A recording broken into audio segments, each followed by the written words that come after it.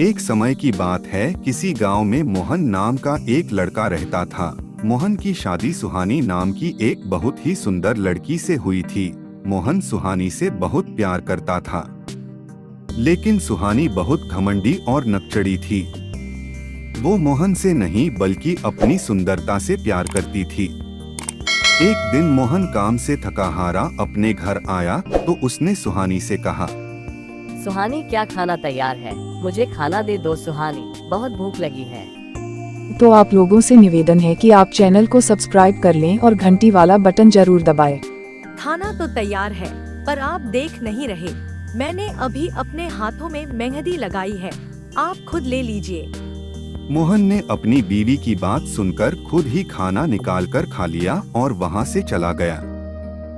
उसके बाद जब वो अगले दिन घर आया तो उसकी पत्नी ने उससे, सुनिए जी, मुझे आप कल मेले लेकर जाना। मुझे कई सारे गहने, कपड़े और सुंदर सुंदर सैंडल खरीदनी है। सुहानी, मेरे पास इतने पैसे नहीं हैं जो मैं तुम्हें ये सब खरीदारी करवा। जो थोड़े बहुत पैसे हैं उनसे मुझे खेती के लिए बीज खरीदने हैं। कहाँ आपके पास दुनिया को बांटने के लिए पैसे हैं, पर मेरे लिए आपके पास पैसे नहीं हैं। हे भगवान, मेरी शादी ऐसे कंजूस आदमी से क्यों हो गई?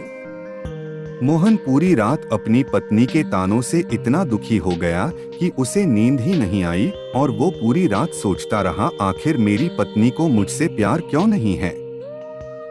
वो हमेशा अपने बारे में क्यों सोचती है? जब सुबह हुई तो वो अपने काम के लिए निकल गया। रास्ते में उसे एक बड़ा पत्थर मिला। पत्थर देखकर वो बोला, अरे, ये इतना बड़ा पत्थर यहाँ बीच सड़क पर कैसे आया?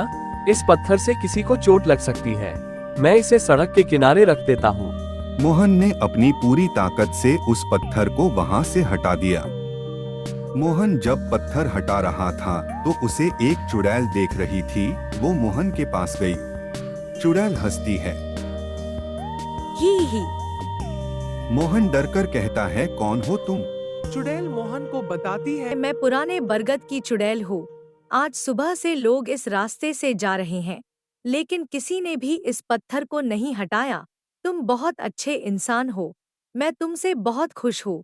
बताओ, तुम्हें क्या चाहिए? मोहन कहता है, मुझे जाने दीजिए, मुझे कुछ नहीं चाहिए। ये कहकर मोहन वहां से भाग गया, लेकिन चुड़ैल ने अपनी मायावी शक्ति से मोहन के बारे में पता लगा लिया। चुड़ैल मन ही मन सोचती है, इतने अच्छे इंसान की इतनी घमंडी पत्नी, मुझे इस इंसान के लिए कुछ करना चाहिए। इसके बाद चुड़ैल मोहन के घर गई। उसने मोहन की पत्नी सुहानी पर जादू किया। चुड़ैल तभी मंत्र पढ़ती है, चल जाए मेरी छड़ी का जादू, बन जाए सुहानी बिल्ली बेकाबू। चुड़ैल के ऐसा कहते ही सुहानी एक बिल्ली बन गई और उस चुड़ैल ने सुहानी का रूप धारण कर लिया। उसके बाद चुड़ैल ने सुहानी से कहा, तेरा पति इतना अच्छा है और तू उसके साथ इतना बुरा व्यवहार करती है। अब मैं तुझे सबक सिखाऊंगी। तुमने मुझे बिल्ली क्यों बनाया? मुझे पहले जैसा बना दो, नहीं तो मैं अपने पति को सारी सच्चाई बता दूंगी। हाँ, तेरी बातें सिर्फ मैं ही समझ सकती हूँ, और कोई नहीं। अरे सुहानी, ये बिल्ली हमारे घर में कहाँ से आए? कहीं बाहर से आ गई है, अब जा नहीं रही। रहने दो इसे यहीं। आप हाथ मुंह धो लीजिए, मैं आपके लिए खाना लगा देती हूँ। क्या कहा तुमने? तुम मुझे खाना दोगी? तुम्हारी तबीयत तो ठीक है। मुझे पता है मैंने आपके साथ बहुत बुरा बर्ताव किया है, लेकिन वो मेरी नासमझी थी। मुझे माफ कर दीजिए। चलो आज हम कहीं बाहर घूमने चलते हैं। आज मैं तुम्हें खरीदारी कराऊंगा। तुम्हें बहुत शौक ना गहने खरीदने का? अरे, मेरे पास तो सब कुछ है, आप फिजूल में पैसे खर्च क्यों रहे हैं? तुम इतना कैसे बदल गईं, सुहानी? मुझे कभी कभी विश्वास नहीं होता कि तुम वही सुहानी हो जिसे अपनी सुंदरता पर इतना घमंड था और जो बात बात पर मुझसे लड़ा करती थी। मोहन के बार बार कहने पर सुहानी बाजार जाने के लिए तैयार हो गई। लेकिन सुहानी जैसे ही तैयार होने के लिए अपने आप को शीशे में देख रही थी, उसी समय मोहन वहां आ गया और उसने अपनी पत्नी को शीशे में चुड़ैल के रूप में देख लिया। ये सब देखकर वो दंग रह गया और डरकर बोला, तुम सुहानी नहीं हो, तुम तो वही चुड़ैल हो जो उस दिन मुझे रास्ते का पत्थर हटाते हुए मिली थी। तुमने मेरी बीवी के साथ क्या किया? कहाँ है वो? मुझे माफ कर दो मोहन, मैं तुम्हें धोखा नहीं देना चाहती थी, लेकिन तुम बहुत अच्छे इंसान हो और तुम्हारी पत्नी तुम्हारे साथ बहुत बुरा बर्ताव करती थी जो देखकर मुझे अच्छा नहीं लगा। इसी कारण मैंने ये कदम उठाया और तुम्हारी पत्नी के साथ मैंने कुछ नहीं किया।